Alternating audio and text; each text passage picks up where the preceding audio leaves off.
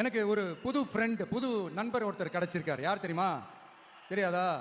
முதல்வர் அவர்கள் தான். நிருபர் ஒருத்தர் கேட்ட கேள்விக்கு, எனக்கு எதிரிகள்லாம் யாரும் இல்லை, அவங்க எல்லாருமே எனக்கு நண்பர்கள் தான் அப்படின்னு சொன்னாங்களே.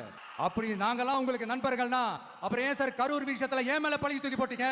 மனசாட்சின்னு ஒண்ணு இருந்தா அப்படி பேசிருப்பீங்களா?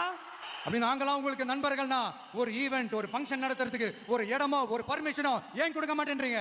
சீரியஸ் கேள்விய இன்னைக்கு இருக்கிற மிகப்பெரிய அரசியல்வாதிங்க கிட்ட கேட்கணும்னு நான் நினைக்கிறேன். நீங்க அரசியலுக்கு வர்றதுக்கு முன்னாடி உங்ககிட்ட இருந்த சொத்து எவ்வளோ?